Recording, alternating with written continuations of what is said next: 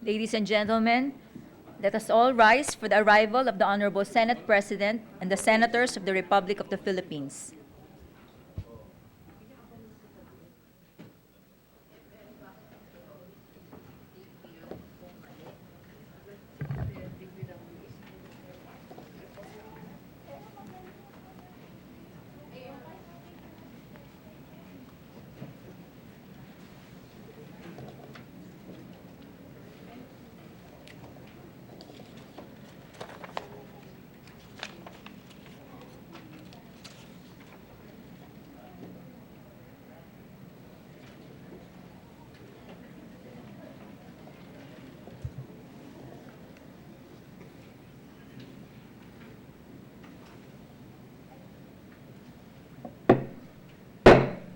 The 14th session of the Senate and the first regular session of the 18th Congress is hereby called to order. Senator Aquilino Coco Pimentel III will lead the chamber in prayer. Almighty and Heavenly Father, we thank you for all the blessings and gifts that you have given us, especially the gift of life.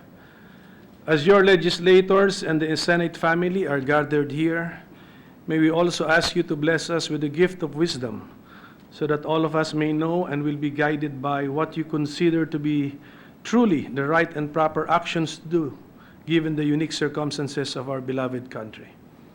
We acknowledge the presence of your divine hand in shaping the future of our country. Here we are, Lord, willing to work with you as you unfold your wonderful plans for our nation. And as you continuously bless the Philippines, may we never forget the bravery, patriotism, and heroism of our forefathers that have allowed us to be where we are right now as a people under one nation.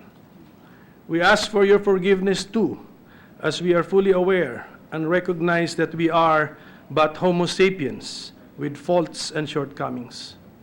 Please help us go beyond our personal differences and unite us in our service to the people as we all strive for transformative nation building.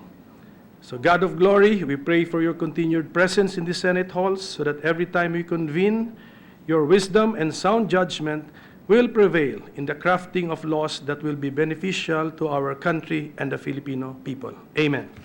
Amen. Thank you, Pastor. The Secretary may please call the roll. Roll call of members, the Honorable Senators Angara, Aquino, Binay, De Lima, Drilon, Ejercito, Escudero, Gatchalian, Gordon, Onasan, Ontiveros.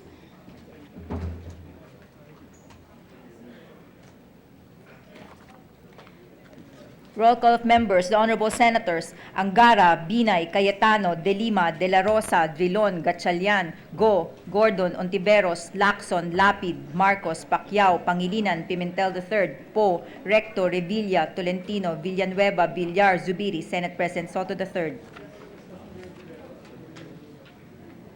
So, Samuel, Gara.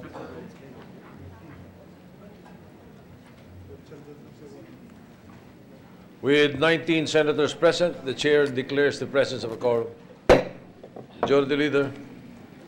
Thank you, Mr. President. Mr. President, I move that we dispense with the reading of the Journal of the 13th Session, Tuesday, August 20, and consider the same as approved. Any objection? Hearing none, the reading of the journal is dispensed with and hereby approved. Mr. President, before we recognize the guests as well as take up other matters, we'd just like to greet a happy birthday to Senator Lito Lapid on August 21. August 21? Toto? Yeah. Is it your birthday? Toto. August or Toto? According to him, his screen age is on October, but his real birthday is, screen date is October, but his real birthday is August 21. Senator Pangilinan, August 24, and Senator De Lima, August 27. Mr. President, we have 3 birthdays coming up. Oh, we've already greeted the Senate President. That's right. Yes. 4 birthdays for the month. Reminding our colleagues on their blowout. Mr. What about President. Senator Gatchalian? Is it his birthday also? No. Sabay kami niyan, Mr. President, on April. We're Alright. April boys. All right. Mr. President, we have several guests with us today. We have Mayor Tina Diaz of San Mateo Rizal with us, together with Vice Mayor Ramon Legaspi of Makato Aklan. We have with us Vice Mayor Toto Tubigan and their councilors from Dinalungan, Aurora. I'm sure guest of Senator Angara. Yeah. And Senator Pacquiao also has guests, Barangay Captain Lorena Umali and Kagawads and SK officials of Barangay Payumpon, Mamburao, Occidental Mindoro. And on the way inside, my way inside, Mr. President, I saw the Belgica brothers, Greco and Jeremiah. Greco happens to be the head of the Philippine Anti-Corruption Commission. And Jeremiah is the head of the ARTA, the newly created Anti-Red Tape Authority. They're What here with about us today. what about the older brother, Butch? The father, sir, yeah. yes. Is he with him? With them? He's not Yeah, here. the father, Butch Belica. He's my is not here. schoolmate.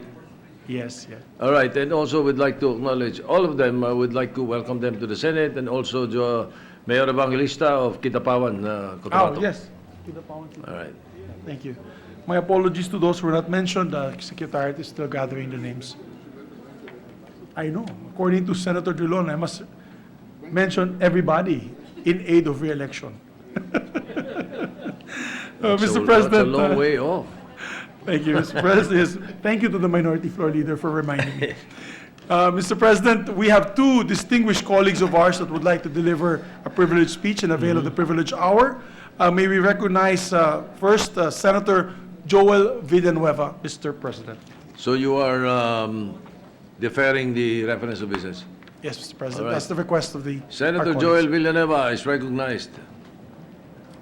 Thank you, Mr. Majority Floor Leader. Thank you, Mr. President. Mr. President, distinguished colleagues, I rise before you on a matter of personal and collective privilege. In February 2018, a new law that elevates, empowers, and energizes technical vocational education and training, or TVET, was signed.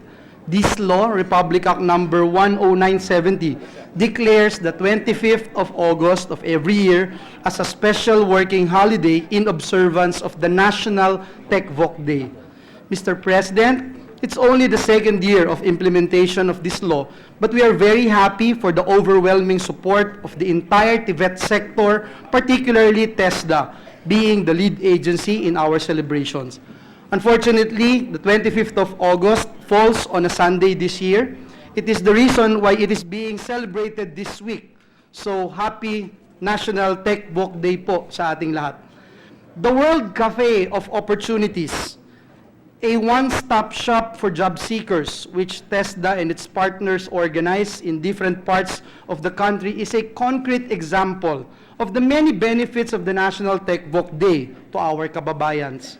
This is precisely what we want our people, especially the young, to see. The fact that there is indeed a world of opportunities in technical vocational education and training. And we're very glad that a great proportion of learners in senior high school, almost 40%, chose the Technical Vocational Livelihood or TVL track. And for the past 5 years, from 2014 to 2018, TESDA has been able to produce 10,517,843 TVET graduates. As the author of this law, beholding the enthusiasm that everyone has to readily embrace and celebrate the National Tech Voc Day is a humbling experience indeed, Mr. President. Maraming salamat po sa inyong pagtugon sa hamon ng bagong batas na ito. And just a little bit of trivia, Mr. President. August 25th is also the birthday of TESDA. This year, our most beloved and I would say favorite agency is celebrating its silver anniversary. So to the TESDA family who are here with us, kanina po kasama natin si Secretary La Peña at ilang mga DDGs, Deputy Director Generals, happy 25th anniversary.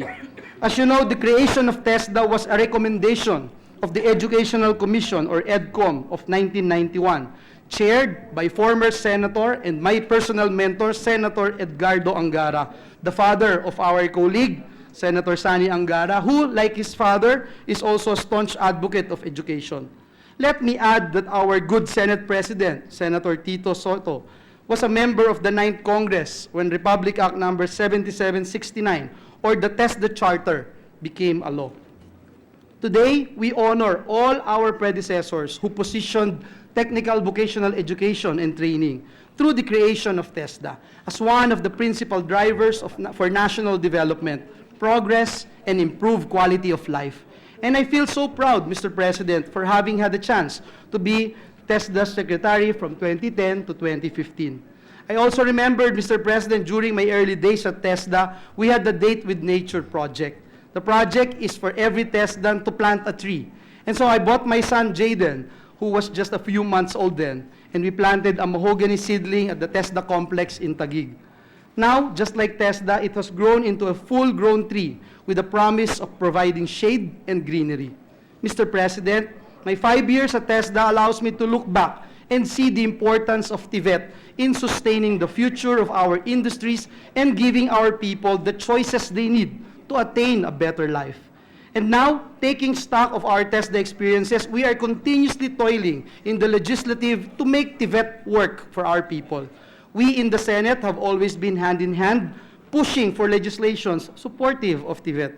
And I'm very thankful, Mr. President, distinguished colleagues, for all your fervent support and for rallying behind landmark legislations like Republic Act number 11230 or the Tulong Trabaho Act, Republic Act 10968 or the Philippine Qualifications Framework or PQF Law, and Republic Act number 10931 or the Universal Access to Quality Tertiary Education Act. I believe that these new laws will be instrumental in our continuing efforts to reduce, if not eliminate, the social bias against TVET and make its impact felt in dealing with unemployment. Mr. President, just outside the session hall, in line with our desire to raise the image of TVET, we are showcasing the success stories of TechVoc graduates through a week-long exhibit. Maraming salamat sa ating mga kasamahan na nagpunta kanina, Senator Win Gatchalian, Senator Cynthia Villar, at nakita po namin, na-experience namin yung pong mga in-exhibit doon, lalo na yung paghahanda natin sa Industry 4.0.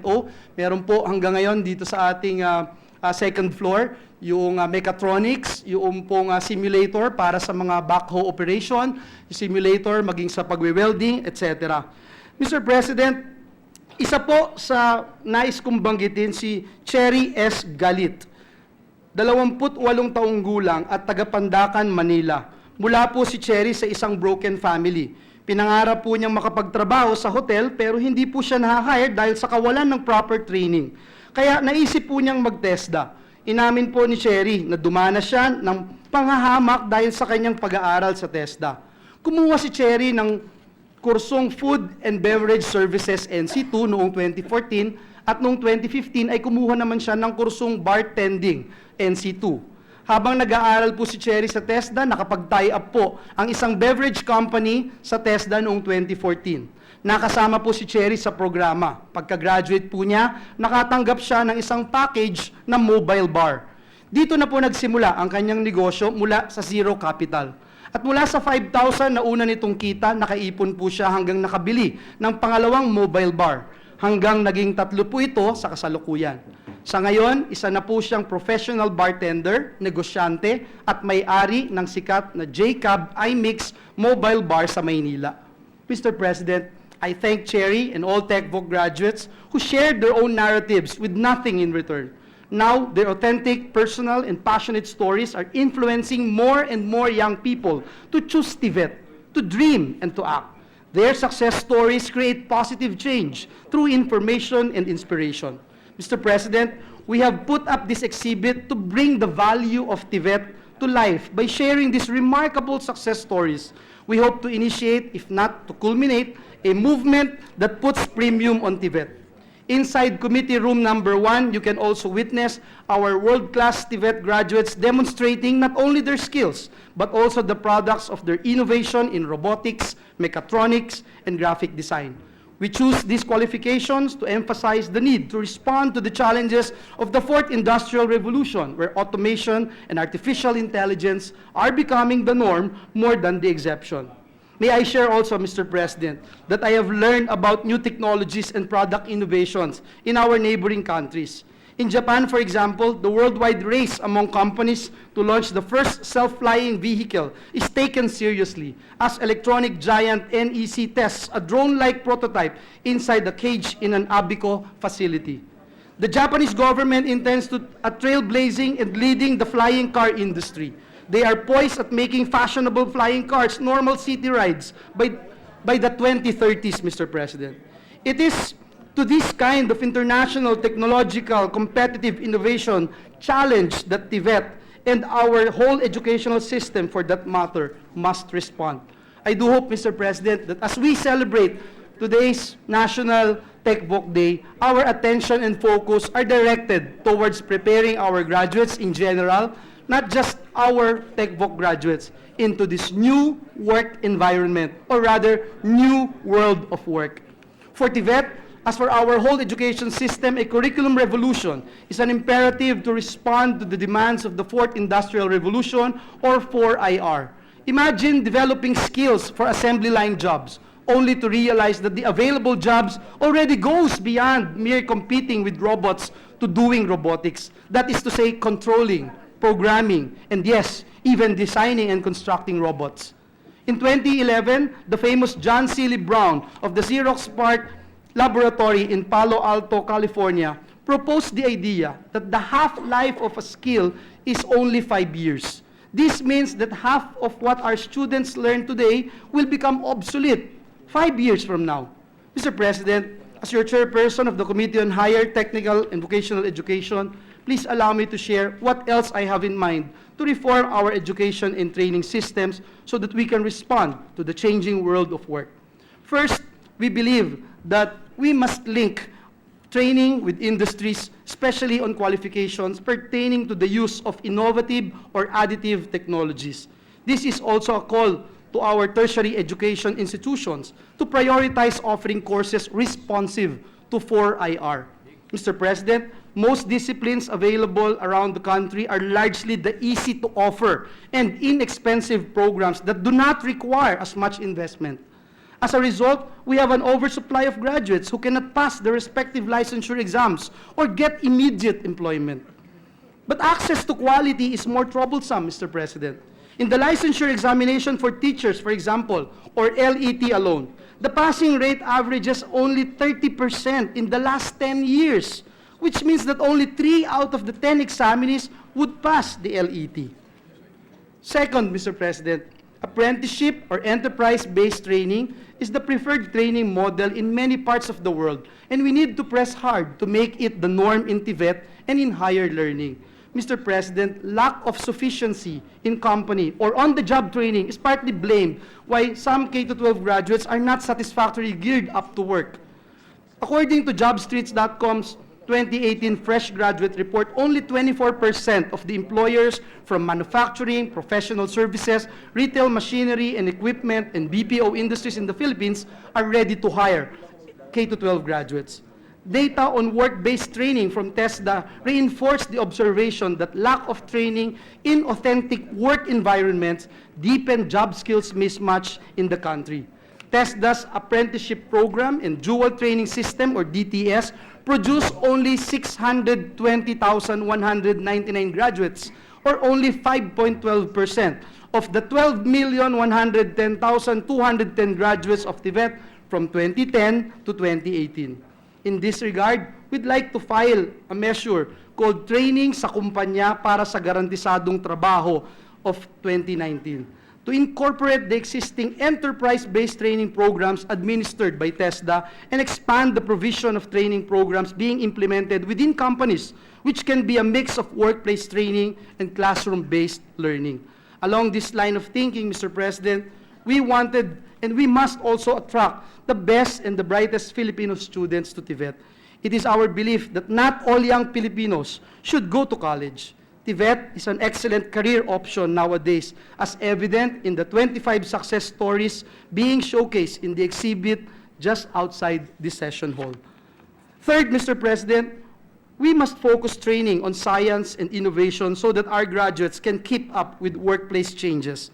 We can do this by creating more or helping our best TESDA technology institutions morph into centers of excellence and are recruiting trainers who understand industry, business, and workplaces.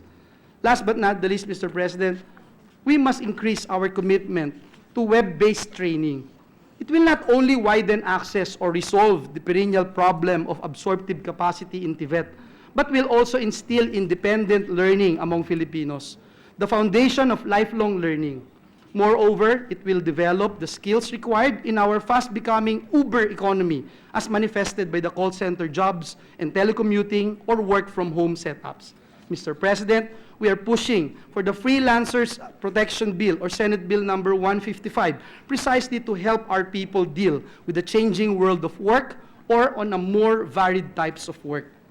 These are pockets of success that indicate that these actionable points this representation raised are doable, Mr. President.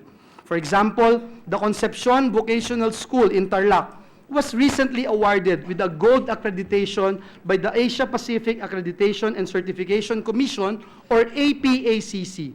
It ranked 4 among all accredited institutions in the Asia Pacific. Mr. President, I saw with my 2 eyes the transformative power of technical vocational education and training. This is the reason why I repeat the success stories of our graduates over and over again, to the point of being repetitious until it becomes part of our people's consciousness. Hence, I challenge our TVET workers, especially our TESDA employees and officials who are present here today, continue to pour your hearts out to the cause of TVET. I always believe that it all starts from aspiring higher and striving harder. We should take part in the struggle, all of us. Let us applaud the success of our TechVoc graduates because they bring us hope. Listen to the message they give to every Filipino youth. If we overcome our obstacles, so you can.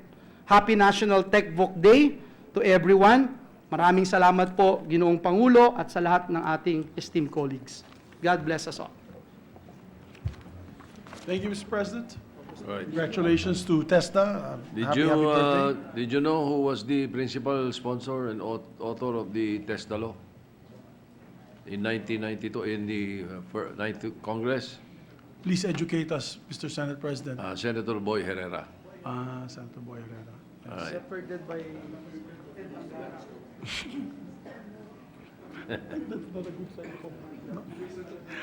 Thank you, Mr. President. Senator Drilon has a great description of him, but I'd rather not say. But He was a great man. Secretary of Labor before. Yes, Secretary During of that Labor. time, yeah, when this was passed. And the senator Senator representing Drilon. Cebu and Bohol, actually one of our Bisaya senators, Mr. President. Very hardworking senator at that. Mr. President, we have other guests in the gallery with us today. We have Mayor Tessa Constantino and the barangay and municipal officials of LGU Malungon, Sarangani Province. We have also with us Governor Digamo of Negros Oriental, together with Mayor Gloria Ronquillo of Santo Tomas, Batangas, and Mayor Joy Salvame of Ibaan, Batangas, Mr. President. We would like to welcome all our guests to the Senate this afternoon. Thank you. I forgot to refer the speech, Mr. President, of the good gentleman to the Committee on Labor as primary committee and higher technical vocational as secondary committee, Mr. President. Any objection? Hearing none, so moved, so referred. Mr. President, another distinguished colleague of ours would like to avail of the privilege hour. May we recognize Senator Christopher Bongo to deliver his privileged speech. Senator Christopher Bongo is recognized. Mr. President, distinguished colleagues, I stand on a matter of privilege today not just to answer a personal attack against me, but to defend the interests of the Filipino people. After this speech, I humbly decline to answer any questions or yield the floor for interpellations, as that would merely squander away the precious time we have in this esteemed institution. Thank you very much. Mr. President, Ang tunay na epektibong burokrasya ay nagsisilbing tulay ng mga tao sa mga serbisyo ng gobyerno. Hindi ito dapat parang EDSA na maliban sa traffic na, napakarami pa nitong pasikot-sikot na nakakahilo, nakapang-iinit ng ulo at lumulustay sa buwis na binabayaran ng Pilipino.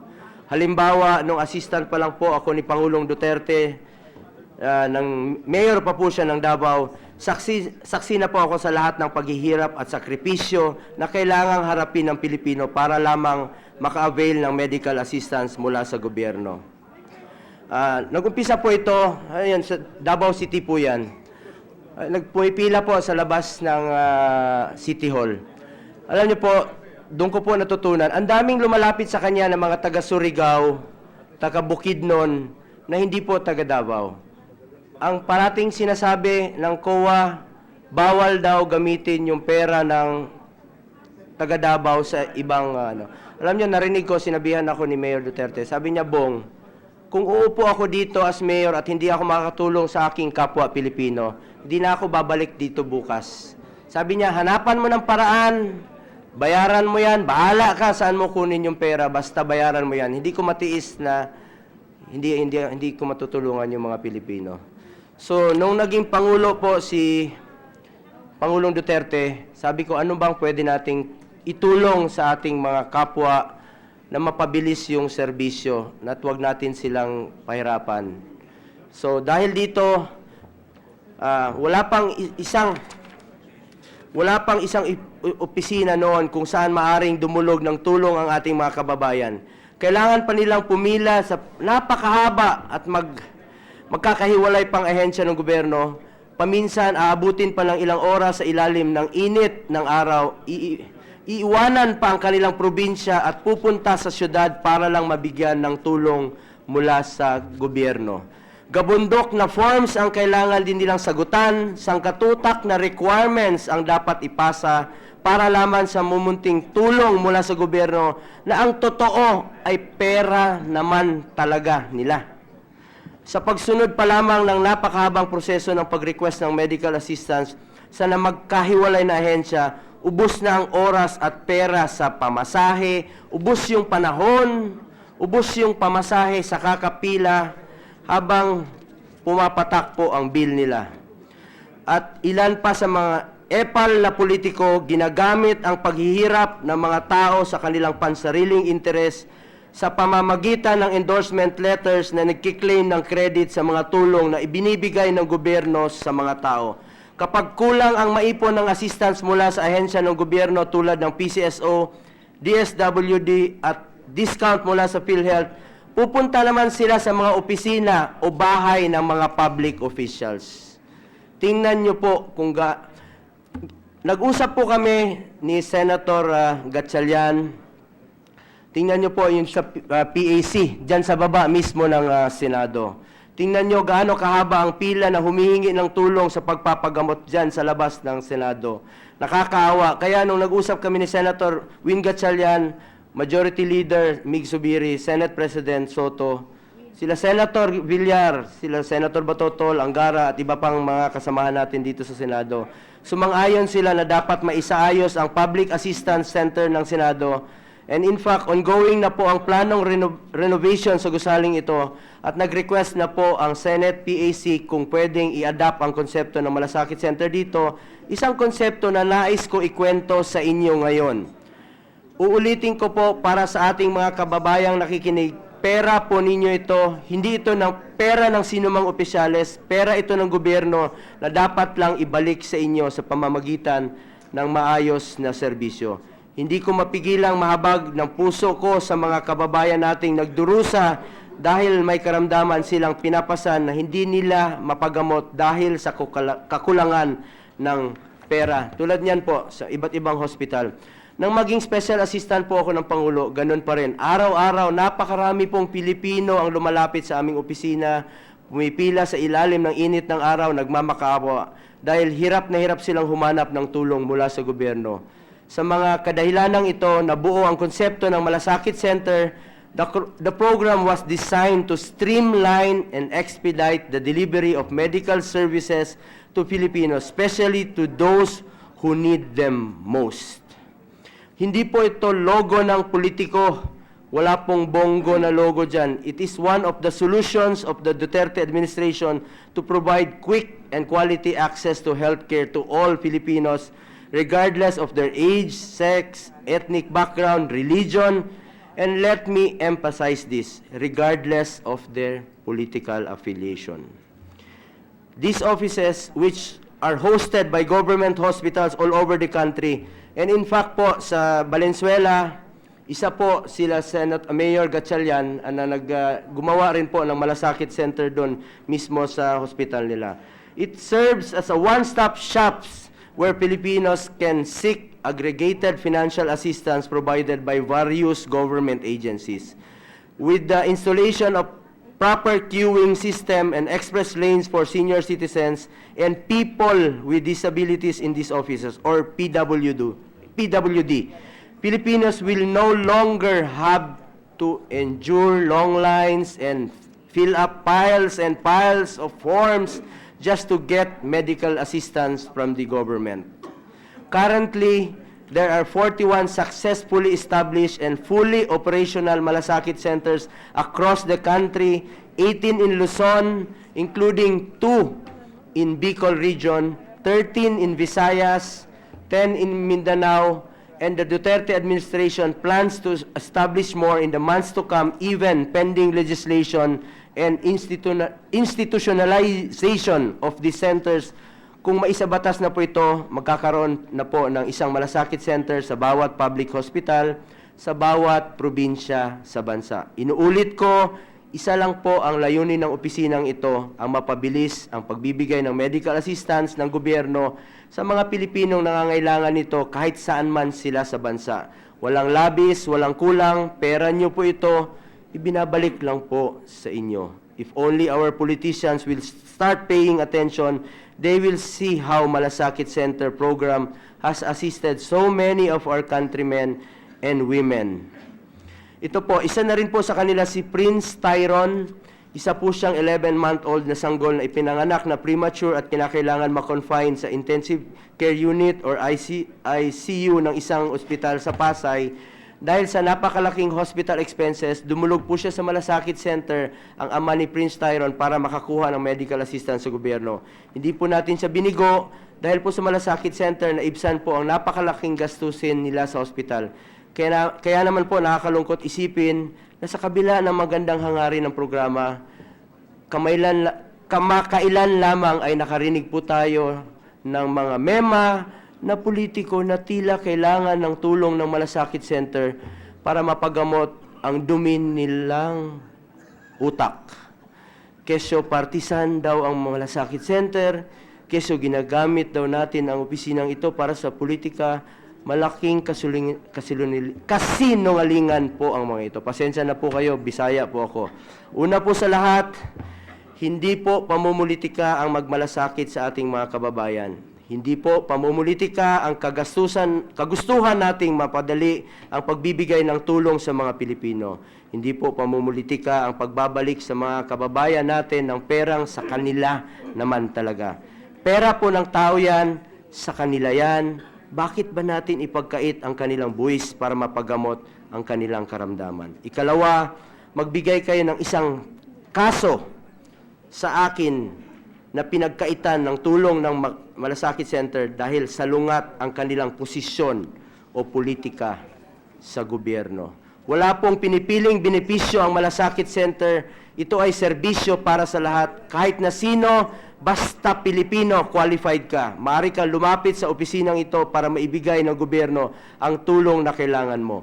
Matagal na rin pong ipinagbawal ang maglagay ng mukha ng sinumang politiko sa programa. Hindi po namin ito gawain para sa kaalaman ng iba. Matagal na po namin ipinagbawal ito sa Davao. Pinapagalitan at pinagsasabihan pa nga po ako ni Pangulo noon kung may makita siyang kahit anumang pangalan ng politiko sa tabi ng programa o serbisyong pampubliko. Yung mga proyekto po ni Pangulo sa Davao as Mayor, Congressman noon, walang through the initiative po ni Mayor Duterte.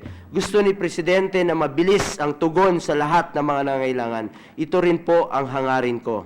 Mr. President, Hindi rin po ito Bongo Center. Nagkataon lang po ito na brainchild ko po itong programang ito. Ako lang po ang naatasan ng ating Pangulo para pangunahan ang programang ito. Inuulit ko, hindi akin yan at hindi para sa akin yan. Yan ay para sa lahat ng Pilipino. At hindi ko pa rin po maintindihan sa hinahaba-haba ng panahon at dinadami-dami ng nagmamagaling at nagmamatalino sa gobyerno, hindi man lang nila naisip na kailangan ito ng taong bayan.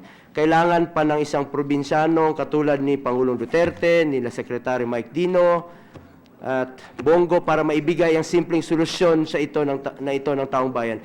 Hindi po gaya ng politikong bumabatikos sa malasakit center, wala po tayong balak maging epal. In fact, wala ngang honorable ang pangalan ko. Tingnan niyo po ang pintuan ko sa opisina. Pagkaupo ko, sabi nila, bawal daw yan, na ba't ganun lang.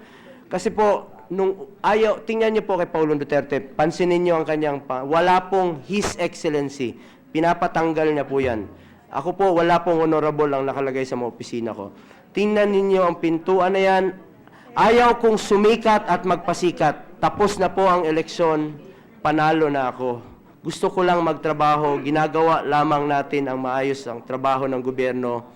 Kaya nga po, isinusulong kong maisabatas ito sa tulong po ninyo para hindi lang nakadepende ang pondo sa mga politiko at kung sino man na nakaupo sa Malacanang. Ikatlo, ang Malasakit Center Program ay isang mekanismo lamang ng gobyerno upang pabilisin ang pagbibigay ng assistance sa mga Pilipino.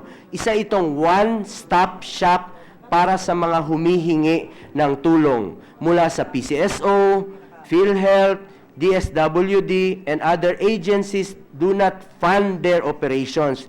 It is the public hospitals with the help of LGUs that finance their establishments. In malasakit centers, the concerned government agencies retain and run their own medical assistance programs.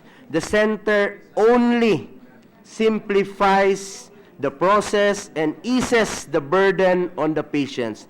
At ang nag-a-assess ay ang qualified social worker. Walang kinalaman ang malasakit center sa desisyon ng agencies na tumutulong. Ang kaibahan lamang, hindi na mahirapan ang mga kababayan natin dahil sa iisang opisina lamang sila pupunta, nasa isang bubong para sa government assistance at di na po sila lalayo sa mga hospital para makakuha ng tulong dito. Panghuli, ang may nagsasabi po na hindi raw epektibo ang malasakit center dahil may mga nagrereklamo daw na hindi sapat ang assistance na naibibigay. This is, in fact, the very reason why we would like to institutionalize the Malasakit Center Program through a proposed measure we filed just last month. Ito po yung Senate Bill 199, Malasakit Center Act of 2019. We acknowledge that the program may be in work in progress. While there may have been birth pains in these operations, mas marami po itong natutulungan kesa po nagrereklamo. Kaysa dumada lamang po tayo at sayangin ang buwis na ibinabayad sa atin ng Pilipino, magtulungan na lang po sana tayo para maipasa ang Malasakit Center Act, gawin mas maayos ang proseso at mas marami pang Pilipino ang makinabang dito. Nais ko rin po humingi ng paumanhin sa isang congressman dyan at sa iba pang bumabatikos sa inisyatibong ito ng gobyerno. Kung plano po ninyong humingi ng tulong para sa pagpapapogi, hindi po ito nagbibigay ng tulong ang PCSO at Malasakit Center sa pagpapaganda at sa pagpapagawa ng muka. Under PCSO's program, the agency accepts requests for hospitalizations, dialysis, medicines, except maintenance and cosmetic purposes. Klaruhin ko lang po, hindi po tinatanggap ng PCSO ang mga request to fund aesthetic enhancements or any cosmetic purposes. Gusto man namin kayong tulungan. Hindi po yan parte ng medical concerns na ginagawa ng assistance ng PCSO. wala rin pong legal basis ang pagtulong sa pag-repair ng inyong muka. At prangkahin ko na rin po kayo, your image is beyond repair. Hindi po ikakaayos ng pagmumuka ninyo ang pagkontra ninyo sa interes ng mga Pilipino. Mr. President, gusto kong sabihin kay Congressman Edsel Lagman na turingan pa man din siyang public servant pero hindi niya pinag-aaralang mabuti ang sinasabi niya.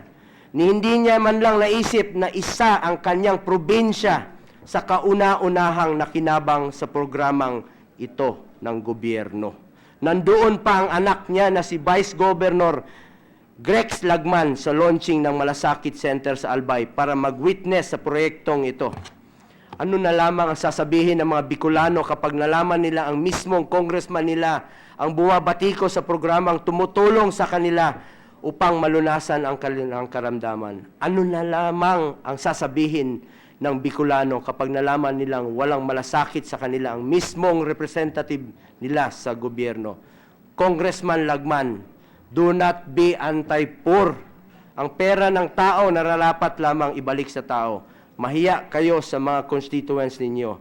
Mahiya kayo sa mga milyon-milyong Pilipinong natutulungan ng programang ito.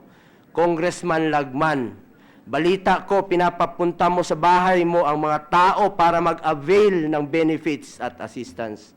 Andoon sa loob ng hospital ang pasyente, papapuntahin mo sa iyo para ipamuka sa kanila ikaw mismo ang tumutulong. Nasa hospital na, pinapahirapan mo pa. Pasensya na, pero hindi ganyan ang asal ng isang totoong lingkod bayan. Hindi ganyan ang serbisyo sa tao. Tingnan niyo yun, no? Yan yung referral ng kanyang staff. Bakit kailangan pa natin mag-referral, pumunta pa sa bahay at humingi ng tulong? Pera nila yan. Pumunta na lang kayo sa Malasakit Center. May iba ring mga politiko dyan, tulad niya, na nagbibigay ng endorsement at humingi ng endorsement galing sa barangay leaders bago pa tumulong. Now, that is partisan politics. Never po ako nagre-require ng ganyan. Never ko pinagpipilian ang taong tutulungan ko. Ang Malasakit Center nasa ospital na mismo. Bakit pa gustong pinapahirapan at pinapapunta sa iba't ibang lugar na malalayo ang may mga sakit nating mga kababayan? Dagdagan pa ba natin ang pasakit sa kanila? Hindi yan ang trabaho natin. Ang trabaho natin ay matulungan sila, alagaan sila at magpakita ng tunay na malasakit. Kaya sobrang nakakalungkot na ako pa ang inaakusahan ng partisan political activity. Minsan hindi ako humingi ng kahit anong endorsement, identification or privilege card or ID para sa mga taong tinutulungan ko. Lahat ng pwedeng matulungan, handa akong tumulong. Ang hirap kasi sa iba, hahanapan pa ng mali ang isang bagay na nakakatulong para lang sa pansarili nilang politika. Basta ikaw ay Pilipino, qualified ka po sa Malasakit Center. Congressman Lagman, ganyan ba ang nagagawa kapag matagal na sa politika? Dahil po ba yan sa tagal na ninyo sa politika, kaya manhid na kayo para maramdaman ang isang dekada ng problema ng inyong kababayan at ng Pilipino ukol sa tulong medikal? Kung gusto mo, palitan mo na lang ito ng sarili mong programa. Pangalanan mo ito ng Manhid Center, Maramot Center, bagay na bagay yan sa kawalan mo ng malasakit sa ating mga kababayan. Ako ay isang simpleng probinsyano lamang po, isang hamak na taga Davao at taga Mindanao na binigyan ng pagkakataon na magserbisyo. Pero para sa lahat ng Pilipino, kahit sino man, iniintindi at tinutulungan ko. Minsan lang po ako dadaan sa mundong ito. Kaya gagawin ko ang tama, gagawin ko ang aking trabaho, ipaglalaban ko, maisabatas ang panukalang ito, maisasaayos ang mga programa ng gobyerno, at mas makatulong tayo sa lahat ng Pilipino. Maraming salamat po, Mr. President. Mr. President, we'd like to recognize, I believe Senator Sherwin was ahead, and Senator, These are... Mr. President, the good gentleman who gave the speech, Senator Bongo, had requested not to accept any interpellations today, or but these are manifestations, I believe. Mr. Yes, President. there are manifestations. Yes. We can recognize them. So If what I it's to saw interpellate initially... the speaker, Yes, the speaker has done a Miriam Santiago. Yes. She has, Mr. President, she has done that so many times. When she stands and before she speaks, she doesn't Yes. want any interpellation. and we Just respect that, finishes Mr. her President. speech. We respect that. We just, on what I've seen so far, Senator Gatchalian, Perhaps manifestations from Senator Gatchalian, Senator Ontiveros, and Pimentel, Senator Bato. De La Rosa, and Tolentino. In that order, you list it down, Mr. Majority Leader. Senator Gatchalian, recognized. Thank you, Mr. President. Just a brief manifestation, Mr. President. Una-una sa lahat ho, gusto kong magpasalamat sa Senator Bongo at sa iba't ibang ahensya po ng ating pamahalaan, DOH, DSWD, PCSO, PAGCOR, and the other government agencies. Dahil kamakailan lang po ay nag-set up po ang Malasakit Center sa Valenzuela, sa aming primary hospital. At sumasang-ayon po ako sa sinabi ni Senator Bongo, isa po sa mga naranasan ho namin sa Valenzuela, yung pagpunta po ng iba't ibang kababayan natin na nanggagaling po sa iba't ibang lugar, tulad po ng Ubando, May Kawayan, as far as Caloocan, Malabon, pumupunta po sa aming ospital, pero dahil hindi ho sila taga Valenzuela, hindi ho namin matulungan. Pero kahit nandoon pa ho dahil nandoon na ho sila sa aming ospital, gumagawa ho kami ng paraan. Most oftentimes, personal na ho namin tinutulungan para po matulungan ho natin yung mga kababayan natin kahit na nanggaling ho sila sa ibang syudad.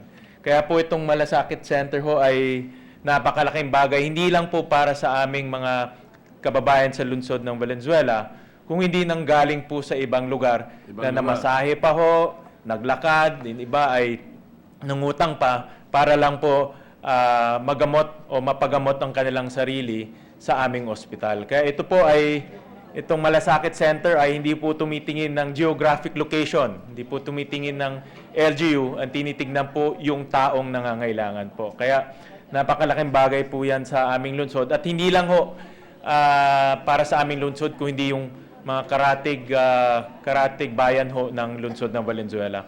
At lastly ho, gusto ko rin ho magpasalamat kay Senator Villar, kay Senator Bongo, dahil finally ho, matututukan na ho yung renovation ng ating public assistance counter. Marami ho sa atin ay nakikita ho every morning, especially on Mondays, na napakahaba yung pila sa labas po ng Senate. Minsan umaabot po ng ilang metro. Ito po yung mga tao nang gagaling rin po sa iba't ibang lugar. Lumalapit ho sa atin, humingi po ng tulong. Pero dahil first come, first serve, talaga hong alas 4 ng umaga, pumipila na ho sila doon para lang ho makakuha ng tulong. At pag nakapasok ho sila sa ating Malasakit, sa Public Assistance Center, dahil po sa liit ng ating Public Assistance Center, marami ho sila kanila ay sa labas na ho ng center nakapila. Ang sabi ho sa akin ng head ng Public Assistance Counter natin, at any given time, we will have 500 constituents who will come here seeking help. So with the support ni Senator Villar and Senator Bongo, finally maaayos na ho natin ito. Maluwag, may aircon, ang serbisyo po ay manggagaling sa Senado, hindi po sa individual na senador. Ito po ay institutional assistance na ibibigay po ng Senado para po sa mga kababayan natin nang galing pa ho sa malalayong lugar. So maraming salamat. At dahil po sa utos at lambing ng ating Senadora, Senator Villar, DPWH po ang magpapagawa ho ng ating public assistance counter. Yan po ang tamis ng lambing ng ating Senadora. So muli, maraming salamat po, Yes, Mr. President. but the manifestation you said about people going to Valenzuela instead of coming from different places does not speak well for the local officials and their places they come from. Di ba? But The same thing goes to Davao. The places around Davao, the local officials are doing nothing because they have to go to Davao to be assisted, no? Actually, Mr. President, we're restricted by the COA regulation that the funds of Valenzuela is exclusively for the constituents of Valenzuela. So, on our personal capacity, both me and the other local officials extend personal help to our constituents outside of Valenzuela. So, hindi naman ho namin pinapabayaan ho sila. Kaso lang ho, sa dami ho ng pumupunta, ay talagang pinagkakasya ho namin yung aming sariling pondo. Correct. But as I said, does not speak well for the local officials of the other places. All right. Next was Senator Ontiveros, Majority Leader. Ontiveros, and then Pimentel, and then De La Rosa, Tolentino, Pacquiao. Thank you, Mr. President. I too respect the privilege raised by the gentleman from Davao not to be interpolated after his privileged speech. However, Mr. President, in the spirit of interparliamentary courtesy, please allow me just to make a few points about Representative Edsel Lagman.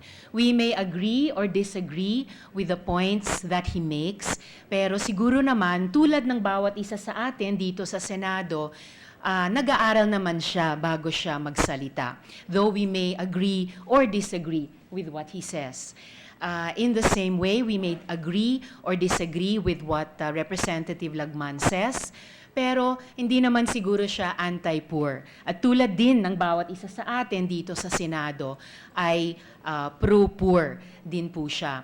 I make these points, Mr. President, not only out of interparliamentary courtesy, but also out of yung pag-recollect na nakasama ko rin po si Representative Lagman sa ilan sa mga importanteng legislative efforts ng Kongreso ng ating Republika. Kasama na po doon yung Comprehensive Agrarian Reform Program extension with reforms program, yung reproductive health law, at iba pa. And in closing, Mr. President, I continue to look forward with our chair of the Senate Committee on Health to hearing his bill on the Malasakit Center, especially in the context of how it might be implemented in the context of the implementation of the Universal Healthcare Law. Thank you, Mr. President. Senator Coco Pimentel is recognized. Thank you, Mr. President. I rise to manifest my support for my good friend Senator Bongo, as well as to manifest my support and identification with the main arguments in his speech. Yung Malasakit Center po ay isang magandang idea, one-stop shop as far as health is concerned. And should there be birth pains in such a concept, it is not proper to attack or criticize the person who conceptualized the idea. Hindi niya po kasalanan yun. I mean, dapat nga purihin siya at naisip pa at na-operationalize yung ganyang klaseng idea na one-stop shop for health concerns for our people. So let me congratulate Senator Bongo for his privileged speech and then advise him to just keep his cool and relax. And I'm not identifying with the part of his speech where he says that Congressman Lagman can no longer be saved by surgery or cosmetic surgery. I disagree with that portion of the speech, Mr. President. Thank you very much.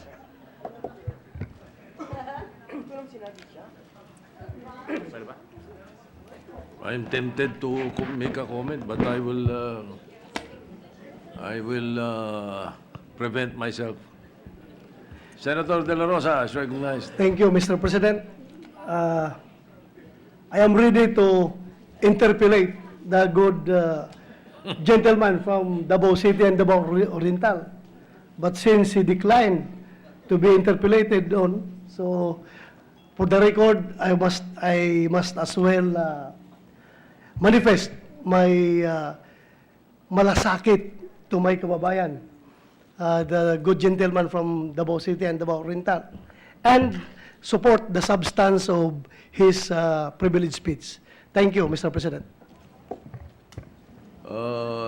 Senator Tolentino. Mr. President, after having heard the privileged speech of my seatmate, I commiserate, I empathize, I sympathize with his feelings right now. Kagaya po ng sinabi ni Senator Pimentel, gumawa ka na nga ng isang konsepto na makakatulong, ay ikaw pa yung sinisiraan. I heard the words from his speech, integrated. I heard the word likewise, efficient. Mr. President, I've seen Senator Bongo work. Nagiging bombero na nga ito, pumupunta sa mga sunog, pagkatapos ng sunog. Ngayon po, yung konsepto niya parang traffic enforcer. Tina-traffic niya yung mga iba't ibang ahensya related to health services para magkaroon ng isang integrated delivery of health services. Let me remind our dear colleagues here that we have a provision in our Constitution, Article 13, Section 2 to be exact. The state shall adopt an integrated and comprehensive approach to health development. Mr. President, having seen the Malasakit Center since its inception in Cebu City last year or early this year, nakita ko po na naging 41 na ito. Wala pa naman hong nagrereklamo. At ang alam ko po, yung susunod na Malasakit Center ay sa amin ng lalawigan ng Cavite. During the course of the campaign, Mr. President, I visited a small municipality in Tarlac. Nakita ko po yung isang opisina ng mayor, wala lang po yung mayor doon, the municipality of Moncada in Tarlac. Ang kanya pong sekretarya, isang pharmacist, hindi nurse, pharmacist. Pagpasok ko po dun sa opisina ng mayor sa Moncada, Tarlac, kahit wala po si mayor doon, sinamahan ako ng municipal administrator. Nagulat po ako, lo and behold, sa halip po ng mga libro, sa halip po ng mga plake, ang nakalagay po doon mga istante na mga gamot. Napakaraming gamot. I'm sure hindi naman to expired. Ganon din po sa isang maliit na lungsod sa Nueva Ecija, the city of Muñoz. Ang lahat po ng ating mga local officials, with due respect to the words coming from the Senate President, ay nakatuon sa health services. Subalit sa ginagawa po ng Malasakit Center, pinag-iisa na po ito. One-stop shop, tinatraffic kung saan pupunta, sa PhilHealth, sa Lung Center, sa Heart Center, at sa mga regional health centers ng ating DOH. Kaya nga po, nakikiisa po ako sa kalungkutan kung binabatikos si Senator Bongo dahil tama po yung konsepto, lalong-lalo na ang ating Senado ay nagtayo ng isang bagong committee sa Sustainable Development. Ang Sustainable Development Goal number 3 na kasama pong sinusulong ng ating bansa, I quote, "Good health and well-being, ensuring healthy lives, and promoting the well-being for all ages is essential to sustainable development." I do hope, Mr. President, that Sustainable Development Goal number 3 is one of the prime missions and the vision of the good senator from Davao City in espousing the Malasakit Center Bill. Yun lamang po, Mr. President. Maraming salamat po. Senator Manny Pacquiao. Thank you, Mr. President. I rise for a manifestation, Mr. President, to support the speech of Senator Bongo. Masakit lang isipin, Mr. President, na ang programa na para sa mga mahihirap, tapos may mga tao na kumokontra, dapat, hindi ko maintindihan yung mindset ng mga politiko dito sa Pilipinas, Mr. President. Kasi, pag maganda yung ginagawa para sa mga mahirap, dahil kalaban ka, kukontrahin ka. Nakakabuti naman sa taong bayan. Pagkakalaban ka, ganun. Kaya walang progreso, walang kaunlaran ang bansa natin dahil after ng administrasyon ng isang leader, pag mapalitan siya, hindi ipagpatuloy yung programa niya na maganda para sa taong bayan. Pagkatapos naman ng isa, yung magandang programa niya, mahinto na naman, ibang programa na naman. Ganun yung mindset natin because kalaban, hindi ipagpatuloy kung maganda namang programa para sa mga mahirap na tao, bakit hindi natin suportahan? Kahit na ba kung ang isang politiko ang puso para talaga sa taong bayan o tumulong, kung maganda yung programa, dapat suportahan na lang. Halos lahat mula ilang decades na tayo dito sa bansa na namumuno. Pero ang problema, laging hindi maganda, laging hindi maganda. Lahat ba yung mga programa ng mga nakaraang leaders hindi maganda? I think, Mr. President, na ganitong mga tao, dapat malaman ng taong bayan na ganitong mga politiko, ganitong mga laging nagkikriticize na magandang programa para sa mga mahirap. Ako man, pagdating sa mga mahirap,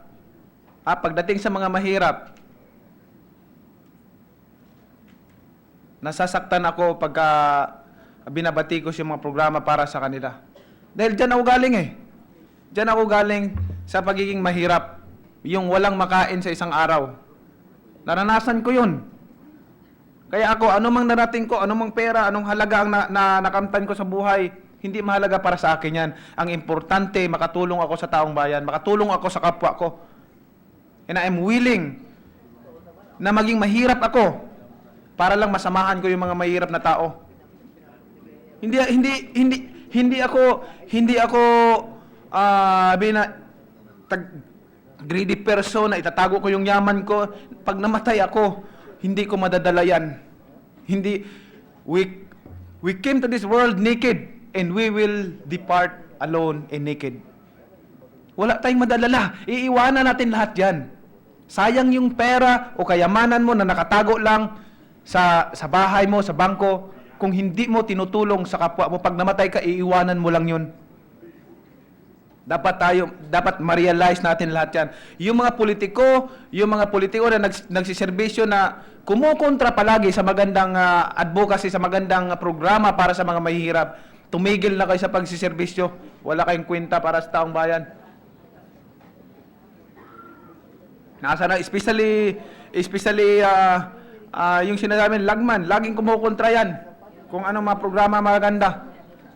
Mr. President, makatestify talaga ako niyan na kumukontra para sa mga mahirap. Hindi ko alam kung against siya sa mga mahirap o para lang siya sumikat o kumontra ng magandang programa para sa ating gobyerno.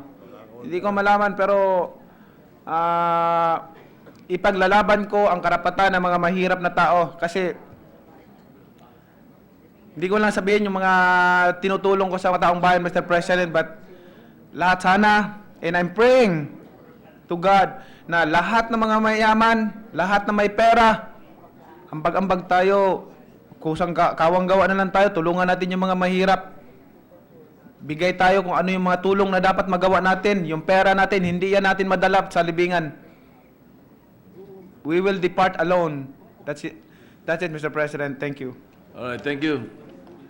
Senator Gordon is recognized before a comment from the chair. Yeah, after this. If there's another question, I'd like to follow it up with my speech later. But go ahead. Senator Lacson is recognized. Thank you, Mr. President. My issue is not on the Malasakit Center. My concern is about the renovation or construction to be implemented by DPWH on the Public Assistance Center, which is a facility of the Senate. Not too long ago, the Supreme Court ruled that there will be no cross-border alignment of funds. So if it will be taken from the savings of DPWH, we may be violating Article 6, Section 25, Paragraph 5 of the Constitution, that there should be no realignment outside of the respective offices of the President, the Chief Justice, and the Senate President, and the Speaker of the House. That's my only concern, Mr. President. Correct. Anyway, it has not been started yet. It's a proposal at the moment. We can perhaps study and review Yes, Mr. President. the concern. May I suggest that if the Senate has savings, we might as well use that savings to construct the public assistance center instead of relying on the DPWH because we may be in a transgression of the Constitution. All right. Unless Senator Villar wishes to spend her own money to put it up. That's most welcome, Mr. President. Senator Villar, you're recognized. Mr. President, Senate President, I was requested by Senator Win Gatchalian if to ask the DPWH if they have such what you call a budget for this kind of building. And the Secretary of the DPWH said that they have a budget for this kind of project. So they volunteered that they will help us. I don't know. But, I didn't yes. ask what kind of budget is this, but they said they have a budget for this kind of project. All right. We just asked, and Yeah. they said they have. So All right. maybe we can clarify what is this budget. Yes, and not only Thank you that, we very can much. perhaps ask the Secretariat to review the point raised by Senator Lacson on cross-border expenditure. We might be having a problem with COA thereafter. So, is there any other comment on the matter, or Senator Gordon wishes to have the floor? Senator Gordon is recognized. Mr. President, just a quick manifestation. I was taken aback by the statement made by Senator Gatchalian, and I think I think this is the, and I think the Senate President also made a short quip on the matter. That is a local government receiving patients from another municipality or another province is being denied, and if I take it right, by the COA for treatment by the locality that where the patient was brought. I think, Mr. President, that's unconstitutional. And in fact, I think, Mr. President, we should not tolerate that because no doctor is, allowed to say no to a patient. No hospital is allowed to say no to a patient, although in reality those things happen. But at the very least, every time it rears its ugly head, that so-called position of COA, if indeed it is a position of COA, should be shut down right away, Mr. President. Hindi tama yun. Because otherwise, kung natamaan yung tao, may sakit yung tao, may dengue siya, pupunta siya doon sa city hospital, hindi tatanggapin, kawawa na talaga yung mga tao, Mr. President. I don't think that's legal, and I think that if there is such a thing as that COA dictum, I think we should try and amend the law so that it can be clarified without any doubt, Mr. President. That's all, Mr. President. All right, the Majority Leader. Thank you, Mr. President. Last, my 2 cents on the matter, Mr. President.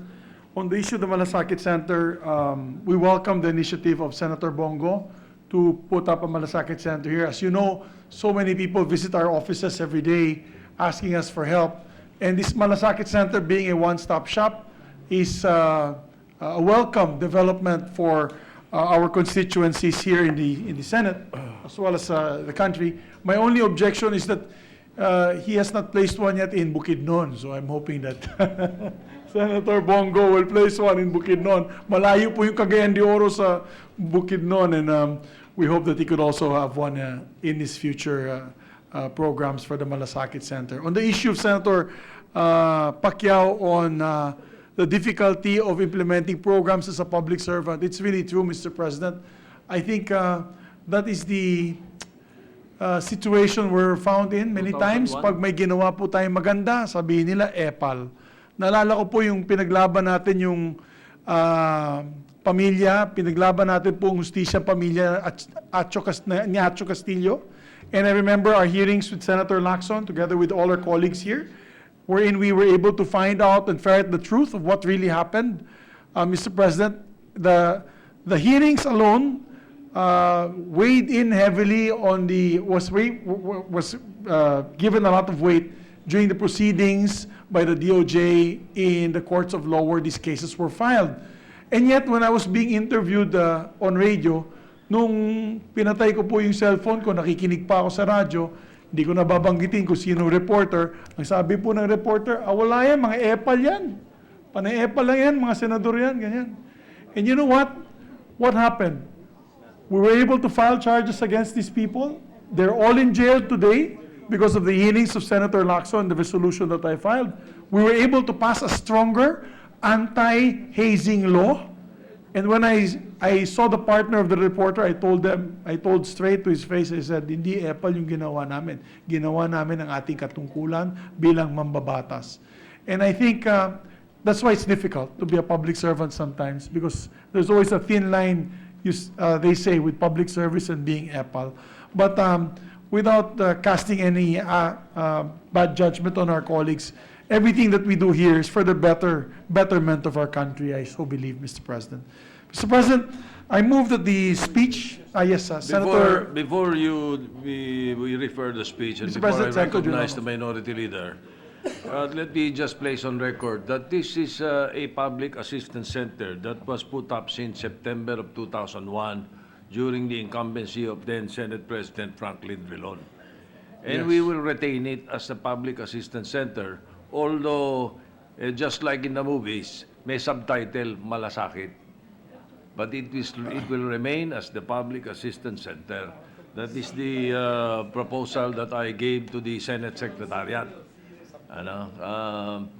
We will just uplift or upgrade the public assistance center so that it can perhaps show shades of Malasakit Center. That's about it. The original author of the Public Assistance Center is recognized, the Minority Leader, Senator. Mr. President, I stand up in order to support the proposition, the warning of Senator Lacson that under the Constitution, a head of a department can realign savings and realign the same within the department. The Department of Public Works, under that provision of the Constitution, cannot realign its savings in order to spend for the infrastructure of a different department, which is the legislative. I just want to support the proposition of Senator Lacson. That is under the Constitution, something that must be examined because we can have problems with COA insofar as using DPWH funds are concerned. They may have funds, but precisely we have certain constitutional boundaries to observe. And one of them, as interpreted by the Supreme Court, is that the savings can be realigned for projects within the department, and the DPWH can realign its savings for projects in the executive branch, not in the Public Assistance Center of the Senate. Not that the Public Assistance Center does not need a new edifice. It needs, but maybe the Senate President can examine realigning savings in the budget of the Senate or appropriating funds in the 2020 budget in order to enhance the services of the Public Assistance Center rather than rely on the savings of the DPWH, which can put us into trouble. Thank you very much, Mr. President. I was almost starting to sense your message that Senator Lacson and Senator Drilon wishes that the Senate President look into the savings of the Senate. We will do that unless Senator Villar wishes to spend Yes, for it. Mr. President. I wanted to mention, Mr. President, we have billionaires in the Senate who can easily finance the Senate Public Assistance Center. Yes. Even Senator Gatchalian Yes, can make it a the son of a very rich man. And the wife Waterfront. of Pwede the wife. going waterfront public center. Yes, and then the wife of the another rich man, Yes, Mr. the President. richest man in the Philippines. That's correct, Mr. President. Oh, see? And Loose then change lang po just yan, for the Mr. record, so that we do not step on any toes here. I don't think we can say that there is parliamentary discourtesy as far as Senator Go is concerned, because the congressman fired the first shot. Yes. That's Diba? correct, Mr. President. Siya namintas sa senador eh. So kung magsasagot yung senador at pintasan siya, sumagot lang yun. Tama po yan, Mr. President. All right. Senator Zubiri, yes. We would be Majority doing the Leader. same, Mr. President. I don't expect any less from our colleagues. Mr. President, I move that we refer the speech of the gentleman from Davao to the Committee on Health. I so move, Mr. President. Any objection? Hearing none. Sorry for... Mr. President, before we we have another distinguished gentleman who would like to deliver a privileged speech. Mr. President, before we recognize him, we'd just like to make an announcement that there will be an all-senators caucus tomorrow, August 28th, after the roll call, the agenda being the short LEDAC report that the Senate President will deliver to us and what we will be discussing in the LEDAC, as well as the request of Senator Pia Cayetano, because there are several bills in the Committee on Ways and Means. Ways and Means And that she would like also, to not only discuss. bills, but also letters from different sectors that she would Correct, want to Mr. discuss with us. Correct, Mr. President. So with that, Mr. President, now we would like to recognize the distinguished gentleman from Zambales, Mr. President, no other than our Blue Ribbon Committee Chair, Senator Richard Gordon. Chairman of the Red Cross is recognized, Senator Richard Gordon. Thank you very much for the advertising, Mr. President. Mr. President, I rise today on a matter of collective privilege, although really it can come out by way of a manifestation, Mr. President. Last week, Mr. President, naguluntang ang buong bayan ng palabasin sa periodiko na papalabasin na si Antonio Sanchez. Now, Mr. President, this man, Sanchez, was convicted of nine counts of life imprisonment. Seven counts, Mr. President. Now, Mr. President, not only, sinabi ko 9 counts because there were 2 counts also of murder, Mr. President, against Nelson and Rickson Peñalosa, Mr. President. So, 9 counts of conviction ng life imprisonment, reclusion perpetua, Mr. President. Now, all of a sudden, because of a new law, I guess it slipped through the cracks, and this is where I argue for a budget for communication, effective communication. Because if the people don't know, we will all be hoodwinked, madadaya tayo. Magkakaroon ng capricious, abusive conduct, Mr. President, itong mga taong nandito. Mr. President, can you please part the 2 gentlemen? They're behaving in a very, they're both, I know they love one another, but they don't have to embrace each other in front of me, Mr. President. I'm scandalized. Yes, I don't know why. I don't know why a lot of senators are attracted to Senator Gatchalian. Is it because siya ay anak ng mayaman? No, because he is single. Siya na ngayon ang mayaman. Okay. Having set aside this distraction, Mr. President, let me try and get back to my point, Mr. President. My point, Mr. President, is simply this. Kung bigla na lang tayo magugulantang at papalabasin ang isang preso na dapat talaga, mabulok na dapat siya sa kasamaan na kanyang ginawa, Mr. President, kailangan pigilan natin yan, Mr. President. Because yung batas na ginawa ay tila may pagkukulang. Pero bago ako umabot doon, sabihin ko muna po, bakit po capricious? Sabihin may good conduct. Una-una, in the same law, they were supposed to make and implementing rules and regulations na dapat meron silang computerized records. Up to now, Mr. President, there is no computerized records. Pagka-computerized ang record, Mr. President, malalaman na natin kung ilang taon na nagsisilbi yung taong yon at kung ano ang conduct na ginagawa niya sa preso, Mr. President. Kung wala yan, haka-haka, and nobody is ever going to find out whether in fact there was good conduct served, Mr. President.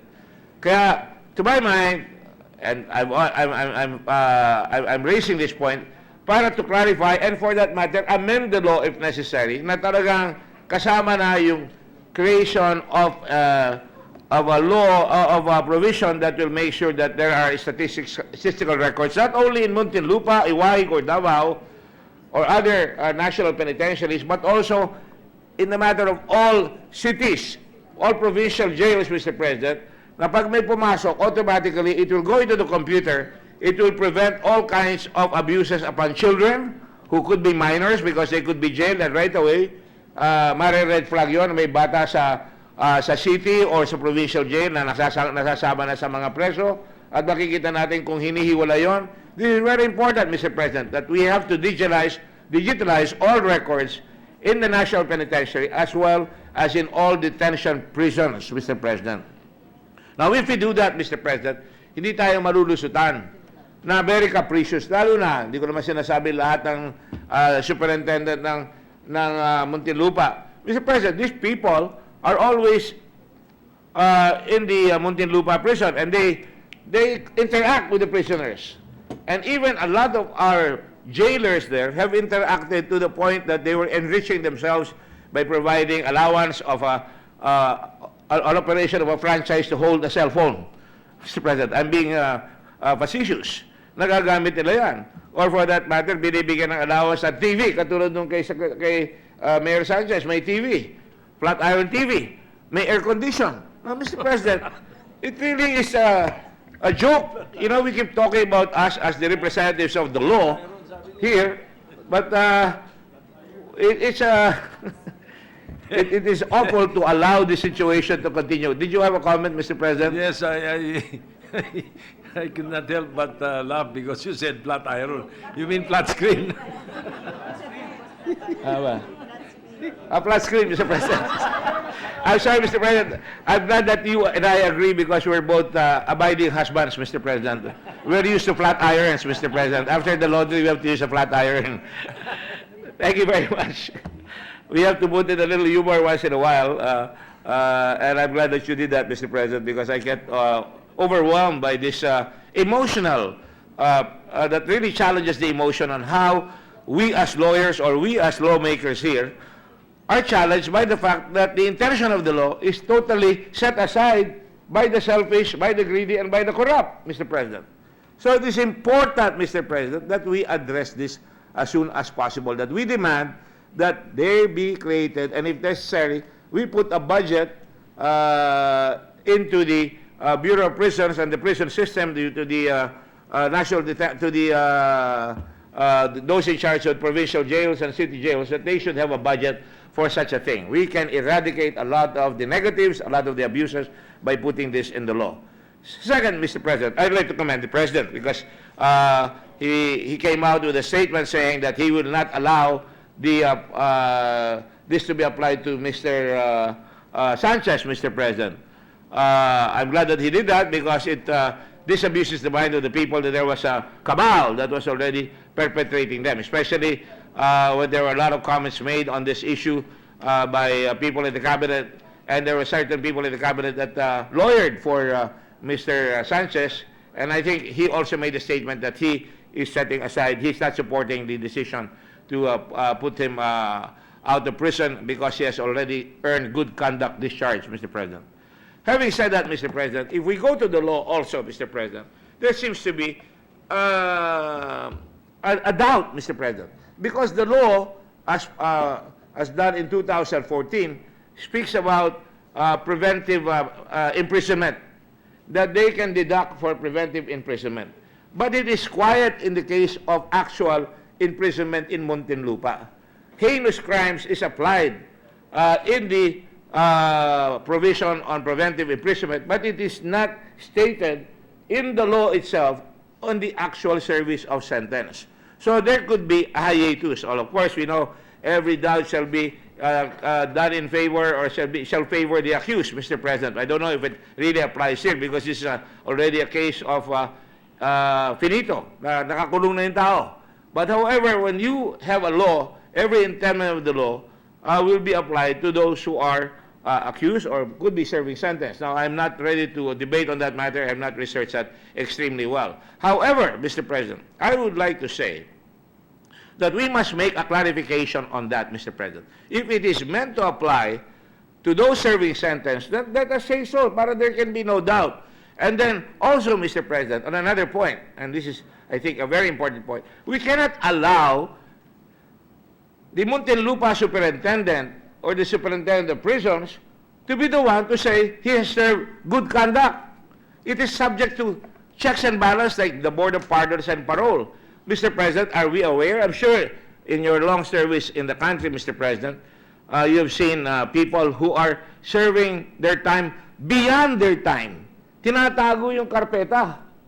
Yung karpeta is the record of the business. I'm sure the former Secretary of Justice, Senate President Senator Drilon, is aware of that, na nawawala yung karpeta at nagsisilbi yung tao, hindi na lumalabas yung tao. O meron rin mga tao dyan na ayaw na lumabas, pero nandun pa rin sa loob ng kulungan dahil ayaw talaga nilang lumabas. So dapat palabasin niya mga yan. Also, Mr. President, mayroong mga kaso doon sa mga city jail, sa provincial jail, na nagsaserve sila, na under detention sila, dahil sa bagal ng ating mga kaso, na ating paglilitis ng kaso, ay nalampasan nila yung nakaugmang sentensya sa kanila, Mr. President. They have already passed the sentence that would have been given them. So, if you have all this data in a data bank that we can take a look at, we can prevent injustice to our people. Now, Mr. President, can you imagine the injustice done to the family of Eileen Sarmenta and Young Gomez, Mr. President? Aba, imagine, Senator Severi was very upset. A lot of us were very upset. I saw the Facebook accounts. Mr. President, let us look at the family. My God, this is a monster that perpetrated its evil deed and was having a Dr. Jekyll and Mr. Hyde mentality. I cannot forget him when he was being brought before the sentencing and he was having a rosary. He must have had 3 or 4 rosary. I'm just exaggerating. And he was talking about Mama Mary. But when he was convicted, he said expletives on the way out. You know, the PI word. How can you say that this guy can be rehabilitated? Now, Mr. President, I am not one who's saying that we should not give a second chance. I believe in that. But that has got to be proven beyond any doubt, Mr. President, to assuage and alleviate the suffering of the people whose families they snuffed happiness out of, Mr. President. And therefore, they should not be allowed to do so because the people are owed justice, Mr. President. And if they get away with this, kundi naging vigilant ang mga tao, kundi umalma lahat tayo mga senador dyan at mga tao, abay baka nakalusot. And I'm glad the President took action, Mr. President, because it clarifies that we are a government of laws and not of men, that justice must be done though the heavens fall, Mr. President. Now, Mr. President, the other thing I would like to propose again here is that we help the Supreme Court make sure, and we're not going to interfere because this is a principle already that they're doing. I sit in the Judicial Bar Council. I also lobby with them to say we have to really make the continuous hearings work because otherwise, Mr. President, yung sinasabi ko na nasa detention ay matatapos na yung kanyang sentensya kung siya'y masisentensyahan na ando pa siya nakakulong, hindi pa natatapos yung kanyang pagbibista. So having said that, Mr. President, I think I was quite clear and passionate about this matter, Mr. President. I will now withdraw and allow us to think it over and put it to the necessary. Sorry? Yeah, Senator, I will allow myself the privilege of answering the questions of our distinguished senators here, Mr. President. Before before we recognize Senator Angara, we would just like to place on record, and I'm sure the minority leader would concur with me, because we were here when that law was passed, or that bill was passed. You know. The original intention of Senator Miriam Defensor Santiago, who was the principal author and sponsor of that law, was to give credit really to those with good conduct and behavior. And then it was also a way to reduce the population in the beloved prisons, and then also to remove the aging convicts who have served us with good behavior and conduct. Now, we understand your point. We do agree that the karpeta should be automated, at hindi dapat yung Bucor ang tumitira ng listahan, di ba? It should be automated so that that will be reviewed. And that is the reason we filed proposed Senate Resolution 107, so that your committee can look into these amendments and include these amendments into the law, so that we will be able to solve this particular issue. Anyway, with that on record, we'd like to recognize Senator Angara. Just to answer, Mr. President, this representation is your servant and the senator, so that we could indeed put in the necessary amendments. Thank you, Mr. President. All right. Senator Angara is recognized. Thank you, Mr. President. I'd like to commend our chair of the Senate Committee on Justice, and we would like to place on record our support for his moves to review the law. I think he's right. There is an inconsistency between Section 1 of the law. For full disclosure, I was the author of Section 1, Mr. President. I filed House Bill 417 in 2013 on preventive imprisonment, which is not the case of Sanchez because he has already been convicted by final judgment.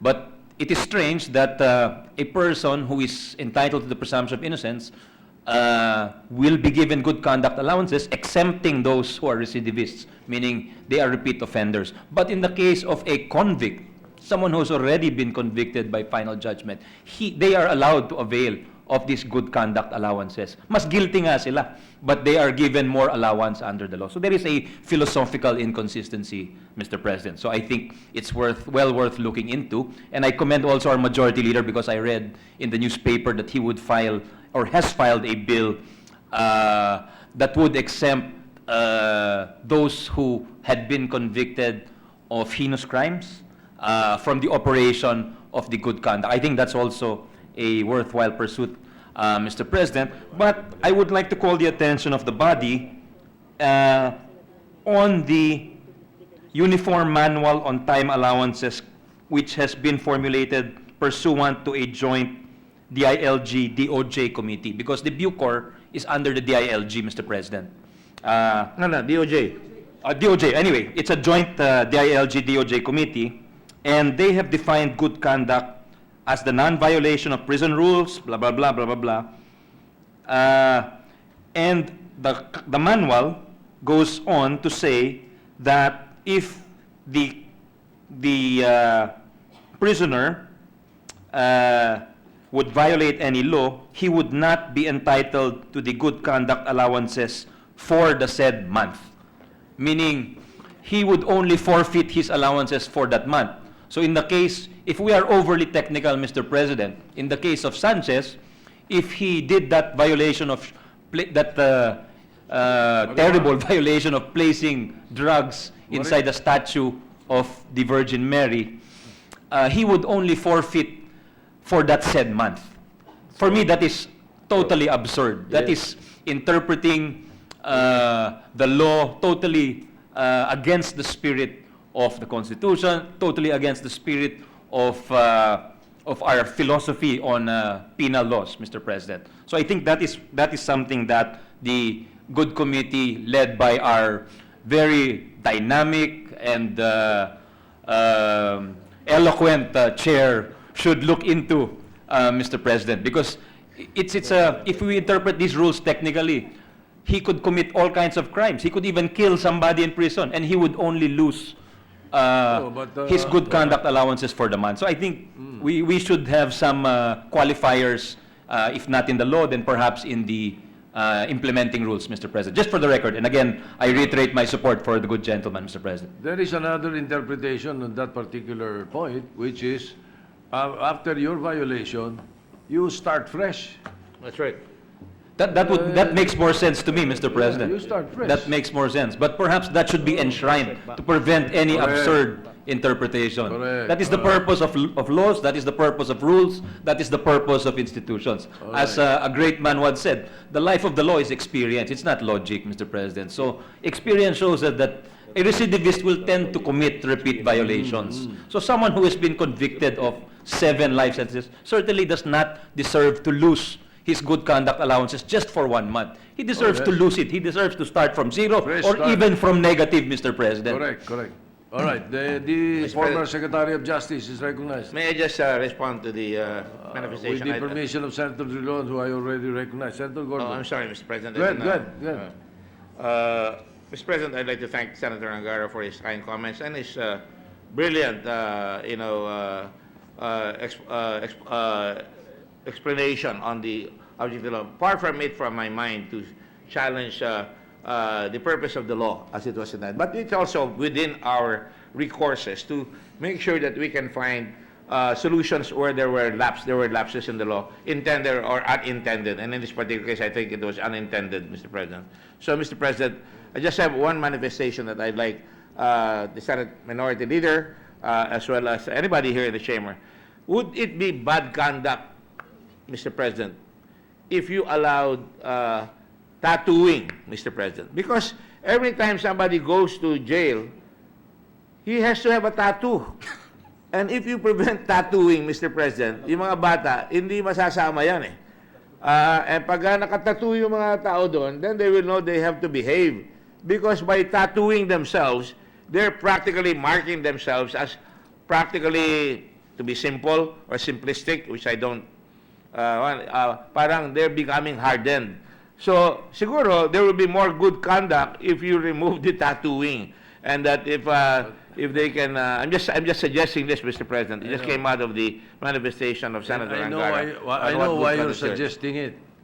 Because you cannot donate blood anymore when once you have... No, they can donate blood after 1 or 2 years, Mr. President. They can. I could not get blood from although... Mr. President. All right, the minority leaders. Thank you, Mr. President. Mr. President, I have a personal attachment to this case. I was the one who prosecuted and had Sanchez convicted and sentenced to 7 life terms. The theory being that there were 7 of them in conspiracy, and the act of one is the act of all, and the penalty of one should be suffered by the rest of the 7, of the 6. And that is how the 7 life sentences came about, because there were 7 of them. So that is why he was sentenced to 7 life terms. However, the revised penal code provides that a penalty cannot exceed 40 years. Having said that, Mr. President, I can see the validity of the position taken by Senator Angara, of Senator Gordon.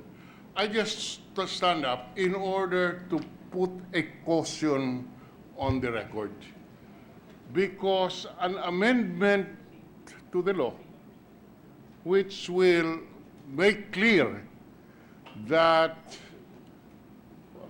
Mr. Sanchez and his cohorts cannot avail of the good conduct time allowance. An equal protection. An amendment, if Senator Angara can listen a bit, because this is his theory. An amendment which will say that those who are guilty of heinous offenses may not avail of the good conduct time allowance may imply, and I underscore may imply that today he is entitled to it. Because you're amending it in order to make clear that those who are guilty of heinous crimes are not included in the bill, in the law. And if you do that, Mr. Sanchez can claim that that cannot apply to him because it will have the nature of an ex post facto legislation. So ako po, sinasabi ko lang, ingat tayo. Let us study it carefully. We should not go into this blindsided by our sympathies for the families of Sarmiento and Gomez. Indeed, they deserve the sympathy. As I said, I myself should be the first to have that sympathy on record, because I personally prosecuted this guy. I see evil in his face, whether or not you have the death penalty. But that's the point, Mr. President, of amending the law to make it clear that it is not applicable to him, will create the presumption that today the law is on giving him good conduct allowance is applicable to him. I would rather I would attack the factual basis for his availment. In other words, you know, the Senator Gordon alluded to the manual of was it Senator Ongara who alluded to the manual. The manual, Mr. President, enumerates 45 violations that will prevent you from availing of the Good conduct time allowance. If you examine it closely, yung anghel lang po na nakaupo dyan sa tabi, ang hindi po pwedeng magkamali. So, paano po, how did Sanchez become entitled to this good conduct time allowance. If you are to believe the Bureau of Correction spokesman, he said Sanchez has already served an equivalent of 49 years. 49 years. And he was finally convicted only, I think, in 1998 or 1999. Barely 19 years. Huh? 1995. The case was 1993. No, he was convicted 99, in the RTC. Convicted. In the RTC. Yes. He was finally convicted by the Supreme Court in 1999. 1999. All right, Or correct. barely 20 years ago. How did it happen that he was credited with 48 years? You will say he has not violated the appropriate rules. Kung titignan mo lang po yung dyaryo Ginoong Pangulo, you saw Mayor Sanchez in with wristwatch, shades, balat ang sapatos, maganda ang suot. Under that manual cited by Senator Angara, non-wearing of prison uniform is a violation. Now, so how did it happen that he was getting all of these credits when the enumeration of 45 instances when you will be deprived of the benefit would prevent him from from earning this time allowance benefit? He was found to have violated the rules on the Comprehensive Drug Act. He was twice. And under, again, that manual of the OJ, it says violation of the law or an So, ordinance. We can clarify then that his fresh start, his day one for good conduct was after the picture was taken with him with sunglasses. Yes, Mr. Di ba? President. But I'm just taking this opportunity to spread into the record and just a word of caution that I myself would be in favor of letting letting Mayor Sanchez rot until for 15 more years, so that if he's still alive, he will be 88 at that point. But I am not saying that this is the result of an amendment. I am just saying that we be cautious in making the amendment, as it can be taken advantage of by the lawyer of Mayor Sanchez, whoever that lawyer is. All right. Thank you, Mr. President. Yes, Senator Gordon, The point is very well taken, and I thank the minority floor leader, as usual, for his astute interpretation of the Constitution. In fact, this will indeed create a situation where there is an ex post facto law, which the law abhors, Mr. President, the Constitution abhors. Now, having said that, Mr. President, the whole point is not just that fact, but the point is it is subject indeed to abuse, to capricious conduct, to corruption, and that's what we are trying to prevent here. It is also intended, it is also the intention of the Justice Committee when we do it, to look into the fact that there are many people who are overstaying, or who are overstaying not only in the penitentiary because of the carpeta being hidden and because some people are asking for money, but also for the detention prisoners, Mr. President, who are languishing there even beyond the time that they ought to be serving later on. Also for the young people, the minors, that has been a subject of debate here. A digitization will allow us to see at any time, the public to see what is happening, and it will also allow for the public, especially those who have been aggrieved, to find out what is the status of the person who killed or who raped or who robbed them, so that they will know what to do just in case that happens, Mr. President. Thank you. But you were correct when you said earlier that some of them are overstaying because they do not want to leave. That's correct, sir. As a matter of fact, Congressman Baby Asistio, who served 11 years, as he was in fact the mayor of the entire Muntinlupa, the National Bilibid Prisons.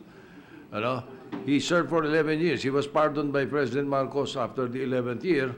But once he received the pardon, he did not leave. He could not leave. He said he was afraid going out. He had a trauma going out of the Muntinlupa. He went back and stayed for another almost 1 year. So I understand your point when you said there are overstaying who should not be there anymore. That's correct, sir. Correct. Anyway, Majority Leader. Yes, Mr. President, just also my 2 cents worth on this issue with indulgence of Senator Gordon. Although I agree with Senator Drilon that we should tread carefully on this particular issue, but it's similar to what had happened sa anti-hazing law, where there were loopholes that were being exploited by certain groups when a case would be filed against them. The particular reason, and I'm not just talking about Sanchez, although I'd like to put on record that I was appalled with the move of the Bureau of Corrections to allow him to avail of the good conduct time allowance, being that I'm from UPLB, Mr. President. They're my co-alumnus of UPLB, and I remember that my co-alumni, and I remember, Mr. President, that the places where they were kidnapped were the places that I would hang out. Could have been me if they did this 4 years earlier, because I graduated in 1990 and they were abducted, I think, in 93, if I'm not mistaken, Mr. President. So, it could have been me, could have been my friends. So, medyo masakit po din po sa amin itong mga taga UPLB. And the good minority floor leader would have been the one prosecuting them. But my point being is there are a lot of things that we can look into, because what struck with me, Mr. President, was a statement of our good colleague, Senator Lacson.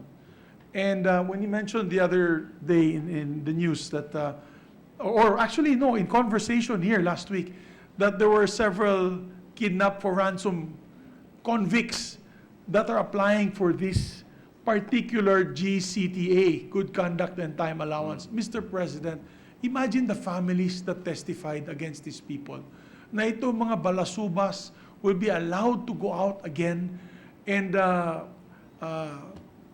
be possibly a threat to these families. Nakakala nila nakakamit na silang hustisya, that they are going to be there for life.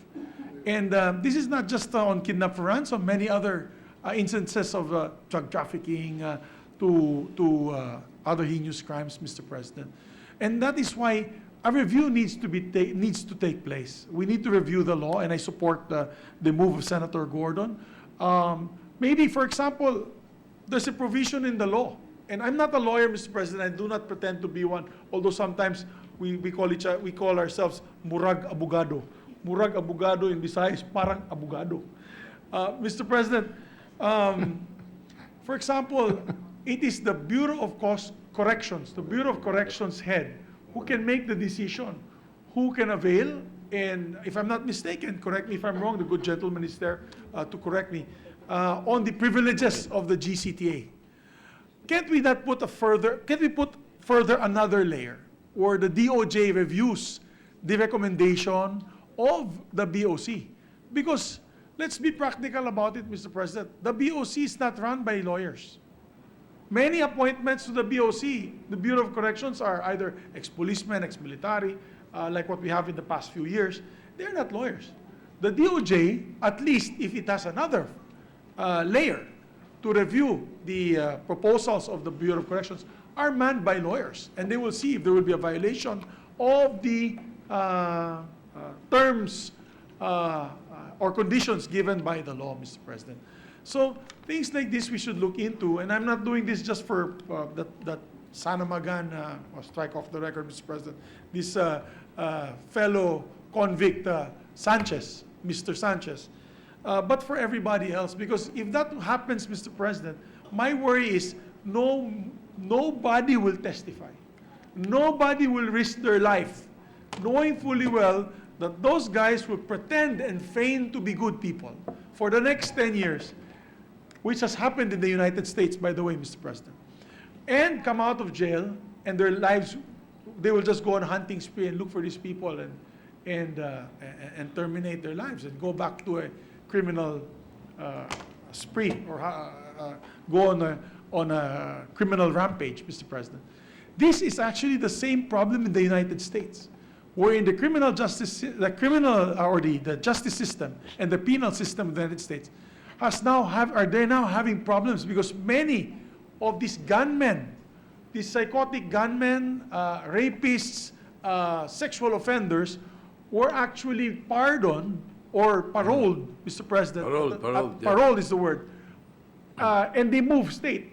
They just move from California to Utah or California to Texas, and then they commit the crime again, and it's found out that this fellow had convictions in several states and paroled. Yes, I've read about that Yes, also. Mr. President. That's So that is one thing that I think we should look into. And I'm happy that we have legal luminaries here. We have former DOJ Secretary, former Senate President of ours, as well as Senator Gordon and Senator Angara, who can help us. And on the side of the PNP, we have the likes of Senator Lacson, who himself has apprehended. He mentioned earlier in our Committee on Rules meeting over 83 convictions of kidnap for ransom that are rotting in jail, that are applying now for this good conduct and time allowance, Mr. President. So we have to look into this further, Mr. President. That's the problem with the term that some are saying about second chances. We're going to give them a second chance to commit the same crime again? Correct, Mr. President. It could be the other way around, right? So, Yes. so I have a better suggestion. But of course, this is just a mere suggestion. We will let the committee do what its work. My suggestion is repeal the law. Yes, Give Mr. it back to the president, presidential pardon. And That's the parole, yes, Mr. President. Repeal To the law. old system. Yes. Yes, Mr. President. Anyway, yes, so. So I'd like to Referral? move to refer, Mr. President. Mr. President. I believe that. Senator Gordon, Just a comment, Mr. one President. final wrap-up. There have been a lot of privileged speeches because of this speech, Mr. President, and I'm glad that we have tickled the imagination and the mind and the intellect of our fellow senators, and I'm very happy about that. I'm proud about that, because a lot of things came out in the woodwork. I just wanted to say, Mr. President, justice, to my mind, is absolutely violated when those who are victims of injustice finally give up on it. To me, that's the absolute, Mr. President.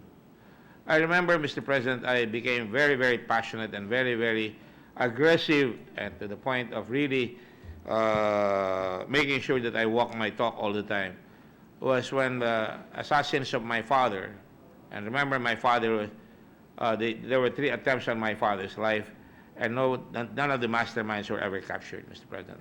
Some of them were put in jail. And the final cut of it all was when then President Marcos, siguro may lumakad, kinomute yung sentence from death to life. Kinomute. The feeling, Mr. President, of this representation as well as my family, I cannot speak for my family, but to me, it really hit my chest like a battering ram, Mr. President, because I thought that walang justice dito sa bansang ito. But then, of course, later on in my years, I've said, okay, the ultimate punishment is really to rot until you finish your term in life imprisonment, which I think is a more difficult penalty, not only for them, but for their families as well. But the point of this conversation, Mr. President, today, and I really appreciate all the comments, is that we try to make justice work. There will be people who will say, katulad niyan, no second chance, mga ganyan. That's a valid point. But we must make it work, Mr. President. Cannot accept, for example, when I went, or I've been there several times in my work as Red Cross, nakikita ko, may mga preso doon, may mga malalaking kama, may tennis courts, and these are friends of ours, Mr. President. I just shook my head, Mr. President, out of disbelief. I kept my mouth shut. I wonder, by keeping my mouth shut, whether I was really perpetrating an injustice. This guy Sanchez, I saw. And I approached him from the back, and he was, as Senator Dillon said, garbed in civilian clothes, and had a cell phone and all that, Mr. President. And they were having 2 parties when I was there, Mr. President. Lechon was being served left and right. There was even somebody, in my last visit, somebody was playing the saxophone, and there was a party going on while he was playing the saxophone. Something is wrong, Mr. President. I don't know what the solution is. I've always said that perhaps we should carve out the Bucor and put several prisons in the regions, Mr. President. That way it will be more controllable. I think the solution of trying to drain the swamp, so to speak, through this law, that was the attempt, I suppose, of Senator Santiago, and I think it was a well-intentioned That is also necessary. And during the speech of Senator Zubiri, Senator Bato came by and I told him, hindi ba pwedeng gawin niya? Kasi sir, sabi niya gano'n, pagka tinanggal niyo yung tattoo, nag-uumpisa yan doon sa detention center pa lang. And I know that being a mayor, pagkakit nila doon sa taas, meron na silang barkada, meron silang proteksyon. So we are perpetrating the fraternity system of criminals. Now perhaps if we go forward, if we say later on, no good conduct if you are tattooed or if you are a member of the gang, baka magbago. But you cannot do that, and I don't think it's going to work either completely, but you could have more jails, more penitentiaries in the countryside. And perhaps they should be put to use by planting and, making sure that they can get prison food, better prison food. And that's where you get good conduct also, Mr. President, when they plant or when they start studying for a skill. So, Mr. President, that's all I wanted to say today. I happy that we are not angry shaking our fist here, but I think we're looking for a solution to all these problems. Thank you, Mr. President. Thank you, dear colleagues. Mabuhay po kayo. Majority Leader. Thank you, Mr. President. I move to refer the speech of the good gentleman from Zambales and all the statements and comments to the Committee on Justice and Human Rights. So move, Mr. President. Right, any objection? Hearing none, refer to the Committee on Justice. Might as well ask the chairman of the Committee on Justice to check on the bill that I filed establishing a national penitentiary for high-level drug traffickers. We will do that, Mr. President. Especially if you do not want to pass the death penalty law. At your service, Mr. President. I agree with you fully, Mr. President. On We can that. start with that. Remove all the drug offenders from the national prisons, put them in an island full of sharks. I agree, And Mr. then, President. We totally support that, Mr. President. all right. Mr. May President. we have a few minutes of... Yes, may we request for a 1 minute break? Any objection? Hearing none. Session is suspended for 1 Senate minute.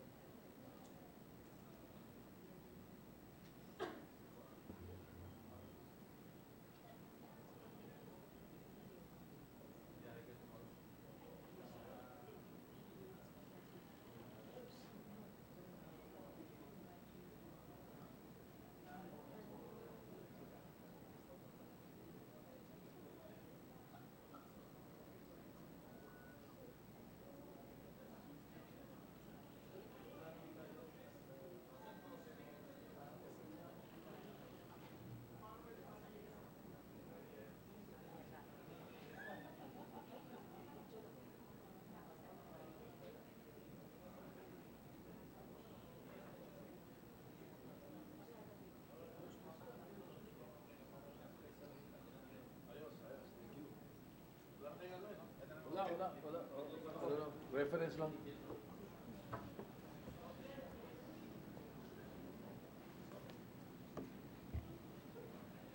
Sabihin eh. Boom, boom, boom.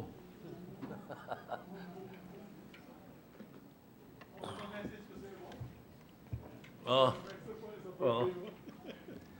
Mr. President, ready to resume. Session is resumed. Mr. President, I move to proceed with the reference to business. The Secretary will proceed with the reference of business.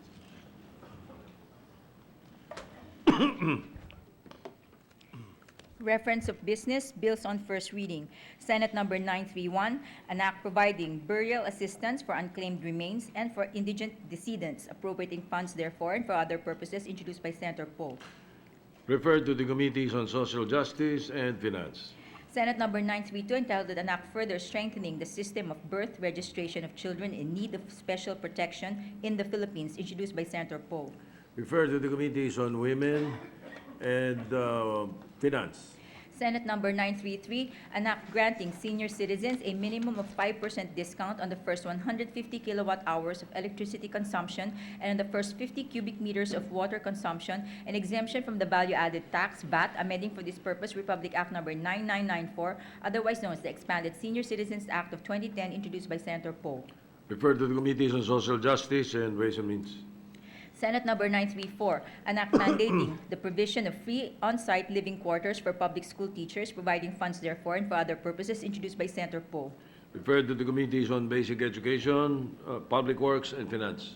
Senator Tolentino is Mr. recognized. President, may I request that the referral be reconsidered and that the Committee on Human Settlements and Housing be likewise be involved as a tertiary or secondary committee, Mr. President. This is Senate Bill 934. 934, Mr. President, considering that there are several bills filed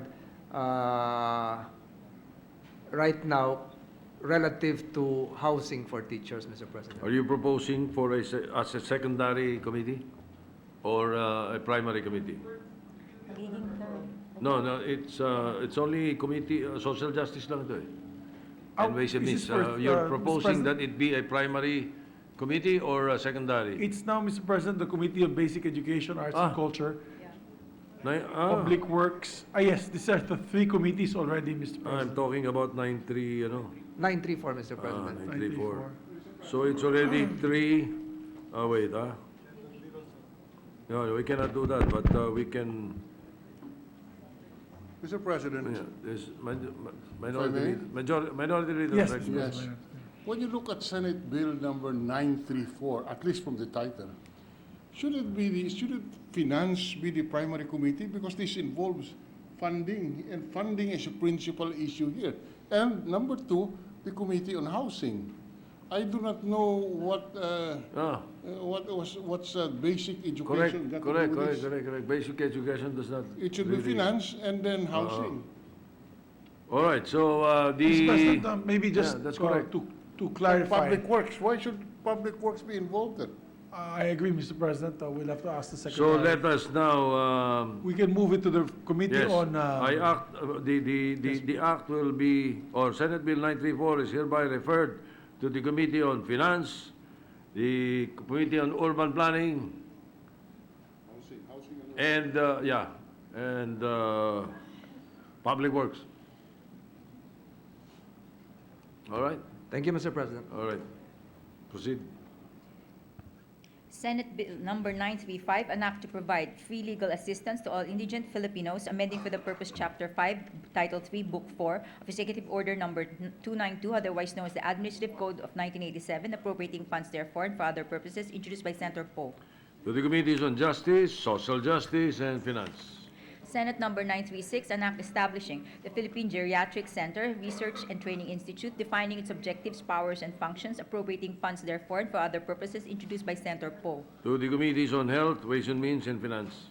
Senate number 937, an act to protect the interests and welfare of Filipino seamen and sea-based migrant workers, establishing for the purpose a National Seafarers Administration, appropriating funds and for other purposes, introduced by Senator Poe. To the Committees on Labor, Foreign Relations, and Finance. Senate Number 938, an act mandating all employers in the private and public sectors, including all government offices, agencies, and instrumentalities, to provide free of charge, clean, healthy, sufficient, and accessible drinking water to all its employees, introduced by Senator Poe. To the Committees on Labor, Civil Service. Yeah, those two. Senate Number 939, an act prescribing school bus safety standards and for other purposes, introduced by Senator Poe. To the Committees on Public Services and Basic Education. Senate Number 940, an act integrating basic road safety and comprehensive driver's education in the curriculum of the Enhanced Basic Education K-12 program, introduced by Senator Poe. To the Committee on Basic Education and Higher Education and Finance. Senate Number 941, an act enhancing the capabilities, mandate, and organizational structure of the Movie and Television Review and Classification Board, MTRCB, amending for the purpose Presidential Decree 1986, introduced by Senator Poe. Referred to the Committees on Public Information, Ways and Means, and Finance. Senate Number 942, an act for the protection, conservation, and rehabilitation of watersheds supporting the National Irrigation Systems, NIS, to ensure continuous supply of water for agricultural production and self-sufficiency in food and providing funds for the purpose, introduced by Senator Poe.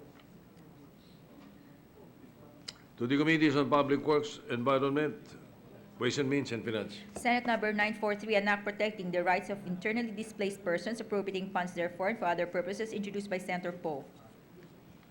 To the Committees on Justice, Social Justice, and Finance. Senate Number 944, an act ordaining the Bill of Rights of taxi passengers, introduced by Senator Poe.